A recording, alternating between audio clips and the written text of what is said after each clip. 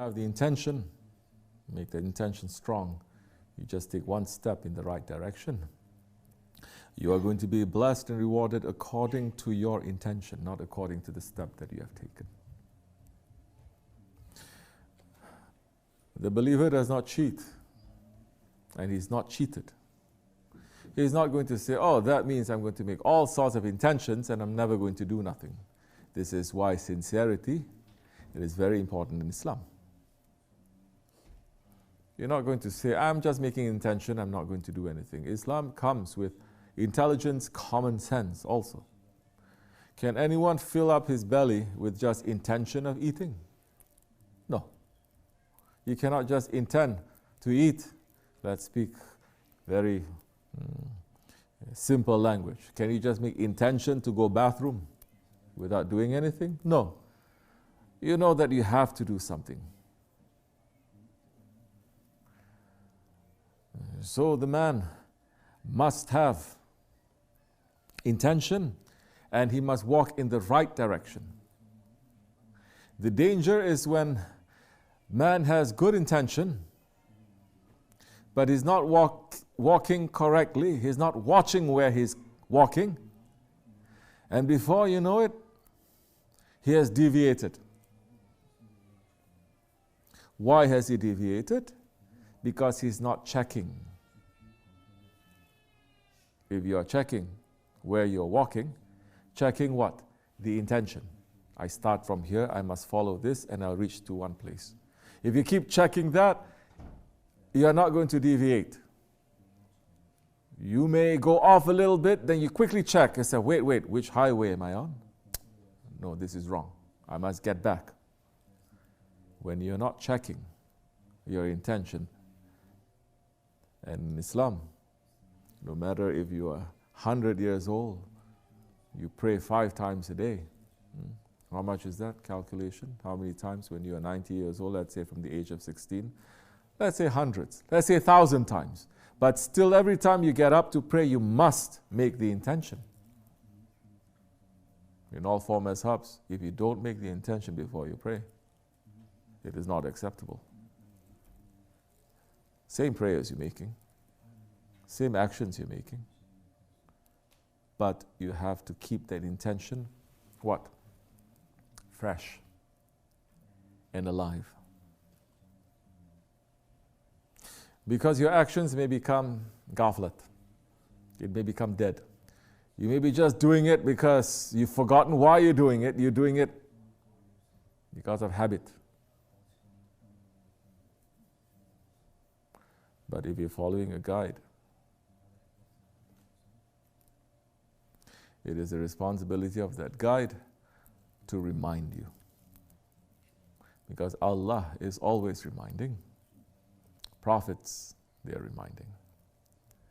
But if you become blind to their reminding, you're not going to see nothing even if the signpost is in front of you. Signpost is saying turn right, you turn left. Why is that? Oh, I thought it says turn left, American style, right? It's saying to you turn right. Oh, I thought it says turn left. How can you be in confusion?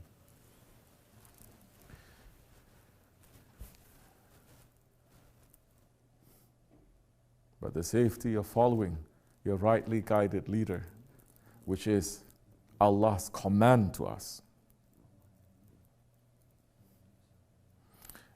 He is not going by himself. He is watching very correctly, properly. Checking himself has to be. Thousands of times a day, checking. He is not assuming everything is working. Checking. That's why you see Efendi getting very upset with us, because we're doing the same things and we're not checking. We're thinking it's running. It's going as it should be. No, you have to check. Prophet ﷺ is saying, renew your religion. Can you make intention? I'm going to say La ilaha illallah until I die, every second, and then you don't say? How stupid is that? There are groups of people who would want to trick Allah like this, yes? Their way is to trick Allah like this. You say, you can say we're doing it, but our heart is not there. What is the sincerity? Do you want to do it or do you want to escape? Now that's very clear. If you want to escape, you'll find a million reasons to escape. But if you want to submit, you cannot find one reason not to submit. You're saying, I have to. I have to submit.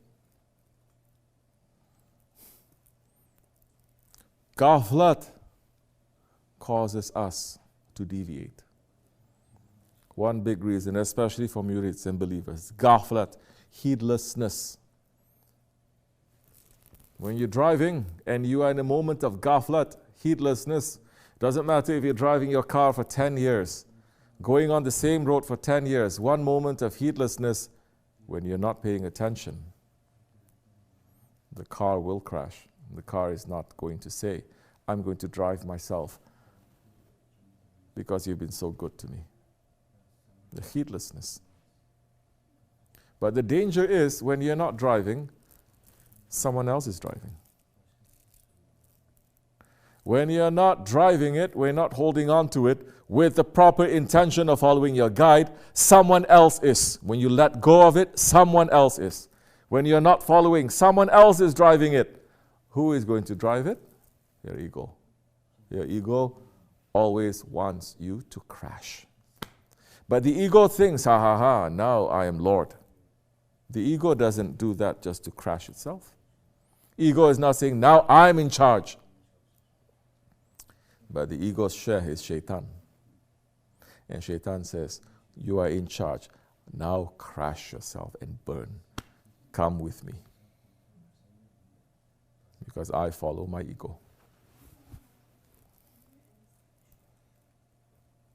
So now it is important for us not to be in ghaflat. It comes in millions of ways. This is what is making the tariqat to be the most high, the most sophisticated, the most difficult. You cannot write it in books, these things. You cannot have a manual because it changes every time. Every season, every age, every person. Every person's ego works. Although baseline, they are similar, but according to how Allah has created you unique, they will move in its own unique way also.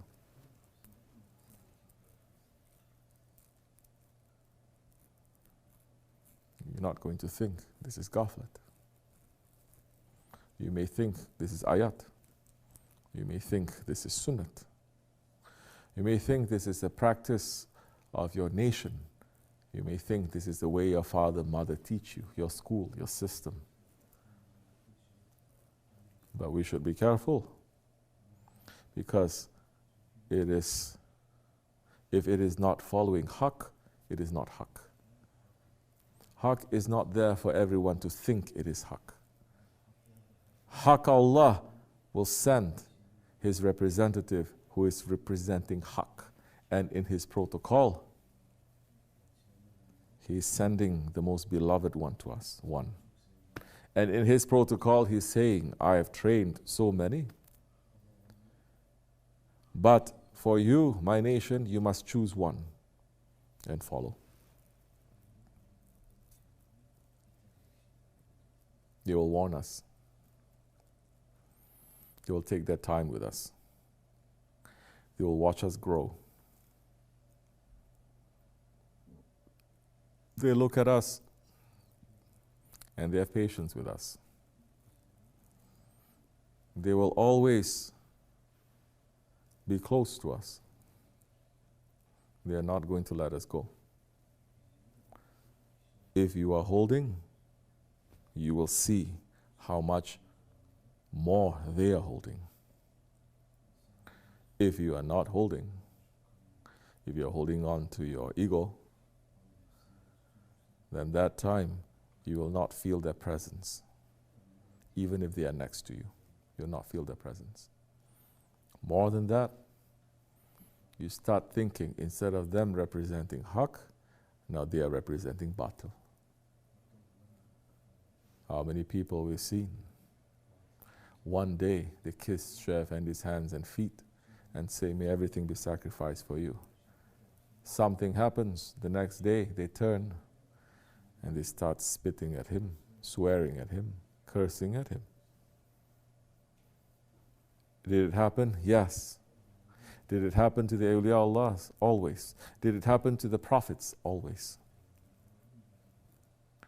Do they care? No. Because where is their face turning to? To their Lord. They have done their duty. Do they feel hurt? Of course they do. As the Prophet ﷺ felt hurt. Prophet ﷺ is saying, every night the actions and the intentions of my nation is shown to me. Every night. When they do good, I'm happy for them and I pray for them. And Allah will show them the wrong things that my nation is doing, and I will cry and I will pray for them. I will feel sad. They care. They look. They spend time. This is what makes our Shaykh in this way to be different. Because it is one thing just to put a seed and to walk away and it grows up by itself. It's another thing to put a seed and you are a gardener and you watch and you take care. If that one is not holding on to you no more, so many they declare themselves better than our Shaykh, higher than our Shaykh, knowing more. It's very simple. Usually they say, you are not listening to Grand Shaykh. I'm listening to Grand Shaykh. I know him better, so I'm not going to accept you. Same. And you're looking at them, they declare themselves better. They have their reasons. It's not making any sense, but they have their reasons. But you look to see, are they going back to the road? And are they making progress on that way? Or have they deviated? So many who find fault with our Shaykh in this way, saying that, this is not. We say, very good. If you don't think that we are good, then become better. Become better. When they were criticizing Shaykh Maulana so many years, talking about his Dergah, the people, the crazies, that Shaykh Maulana says is a mental hospital. Shaykh Maulana says, I'm trying to grab the people's hearts. Trying to put some love of Allah and the Prophet in their hearts, collecting from east and west, north and south. If you think you can do better, what I'm doing, go ahead. Come to the Maidan. Go ahead and do it. It's very open, it's very clear. No one can do it. Those ones that they are speaking all these wrong things about our Shaykh, our Dergah, about us, we say, come to the center then, come to the Maidan, produce. Become better than us, please. Do we see that happening? I'm praying that they are correct, that they can become better, then we can learn something. But you see, step by step, they leave their Allah. Step by step, they leave their Prophet. Why is that happening? Because they left their Shaykh. You're still thinking that you're on the Siratul Mustaqim, but you've already made the deviation because there's no one in front of you that you're following. You say, I'm going to follow myself. I'm going to follow my ego. So many saying, why I have to follow a man? I make my own research and I understand. MashaAllah. Why you make your own research? You make your own research, you read what? Your own writings? Your own thinking? Your own philosophy? No, you follow another man's philosophy, no? Isn't that the protocol in this world? There are no new original thoughts. Whatever that you want to, especially in these days. In the old days, at least people, they are taking their time to think, to understand, to put things together. But in these days, they don't. They just, how we say, someone is throwing up and they eat the throw up. And then they throw up again, someone else eats it, and then they throw up again. And then they say, but they say this is original.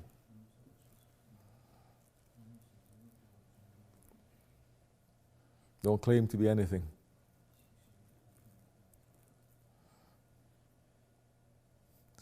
As we enter in the holy months, hold on more tightly to our share. Be busy with yourself.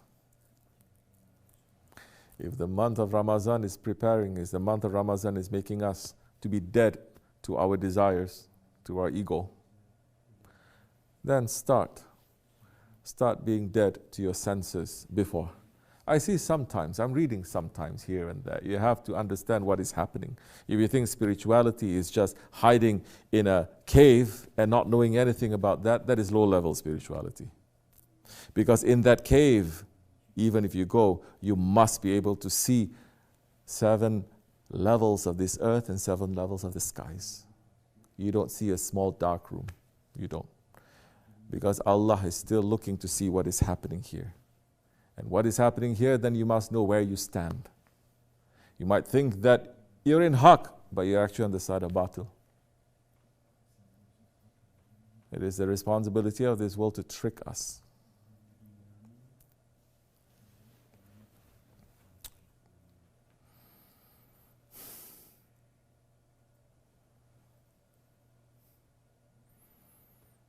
Start becoming a little bit more dead to your senses. I'm reading. They are saying, oh, Ramadan is here. Everybody should start preparing. But instead of preparing during Ramadan, we should prepare now. I say, oh, very good. Maybe they listen to Shaykh and he saw that. So, start reading Quran. Say, very good. Start fasting. Very good. Okay, do all these things. Start now. I said, okay. I said, why is this very wrong? Everything looks very right, but why is it very wrong? You have that feeling sometimes when you're following Shaykh Efendi, everything looks fine, but something is not right there. There's some missing bit. Something is off. Like what they say, something is off in the symphony. If one note is off and then everything is off. And I'm saying, why is this wrong? Why is it wrong?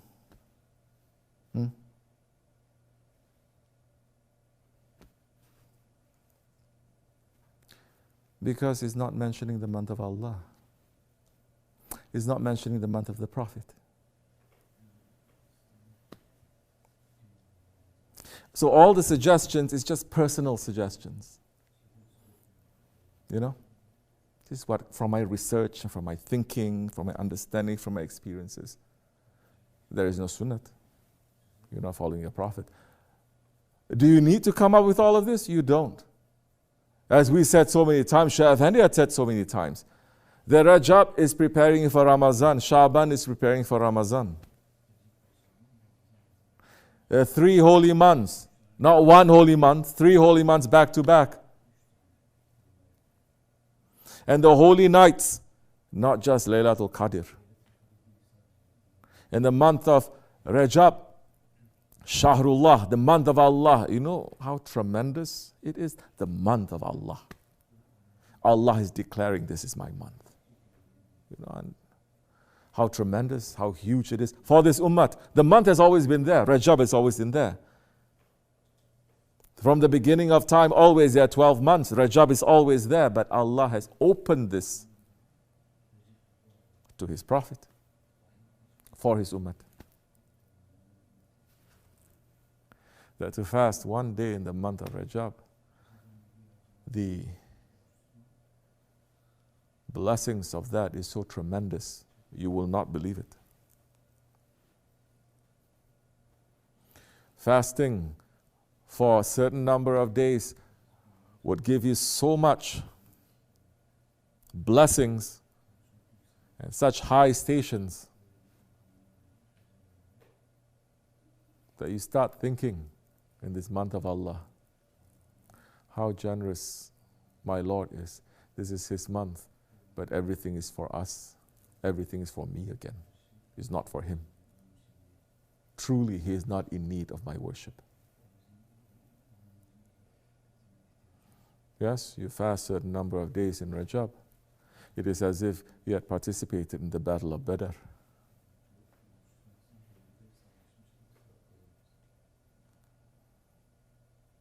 This is just to hook us. But for people who say, I don't need the hook, I don't need the bait, I don't need the hook, because I want to make myself to be a feast. You're not doing it because of that small bait to be hooked. You say, this is your right, I am your right. I'm doing it because you deserve to be worshipped. It is up to you to bless me or to not bless me.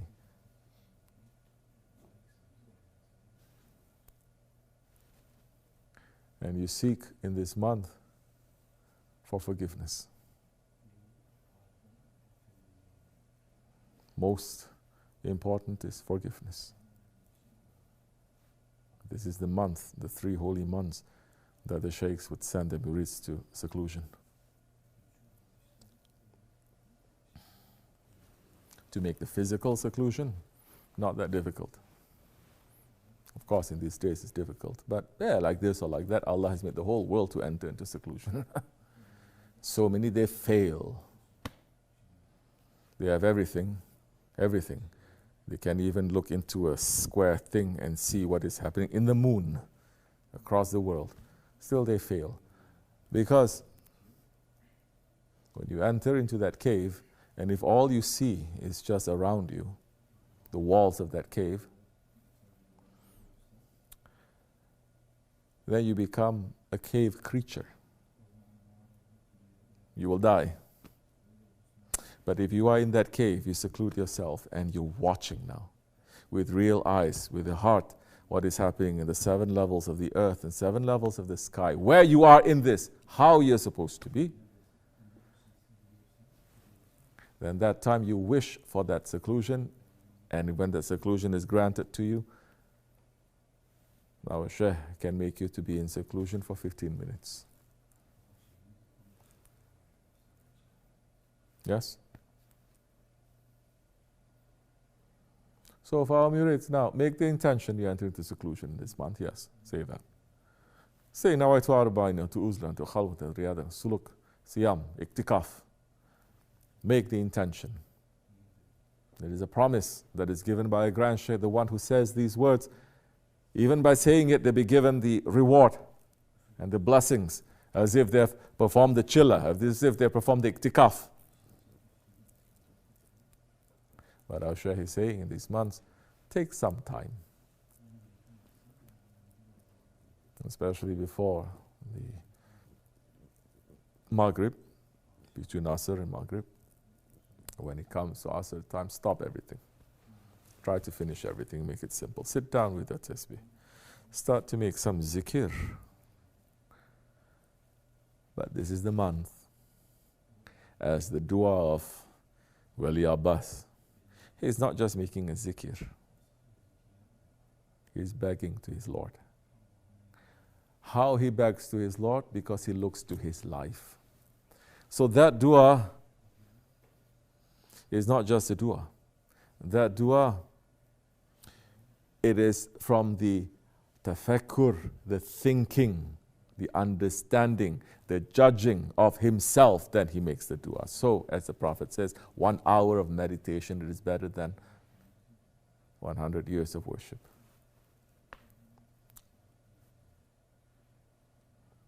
So take this time when you're making astaghfirullah. Don't enter into imagination world. If anyone or anything that you're hearing is trying to praise you, this is not the time to praise you. This is the time to praise Allah. To say, no, my throne is in the toilet. Say that to yourself, that's enough.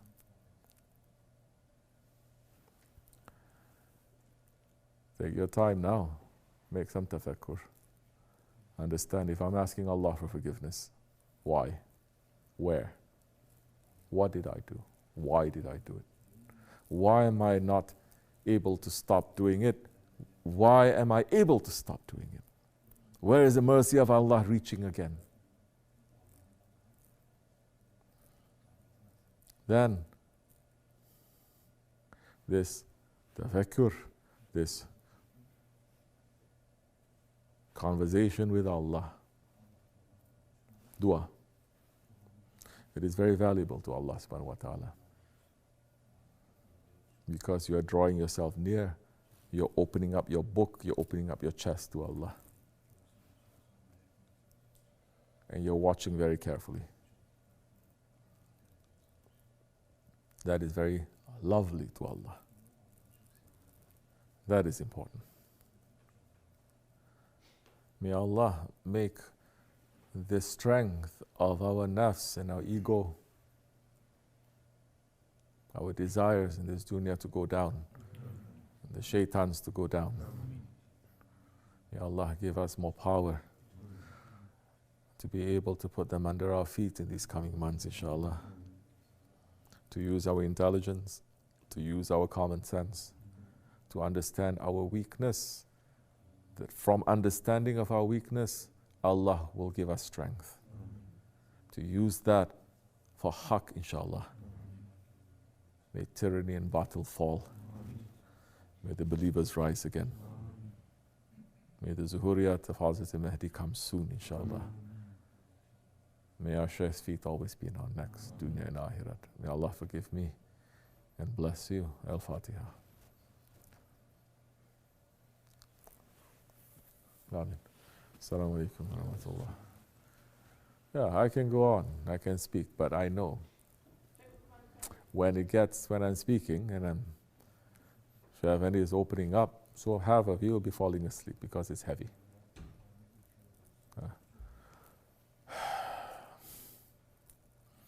There's a taste of things to come in Ramadan. That's why I start separating people. Some of you are sleeping in front, like this. That's how we do. We laugh. But never mind. Inshallah, one day we will be able to listen carefully more to our Shaykh and be around people who want to listen. Because there's so many things to discover, so many pages to open. For those ones who are awake, they say, look at this, look at this, look at this, look at this. It's interesting to me. So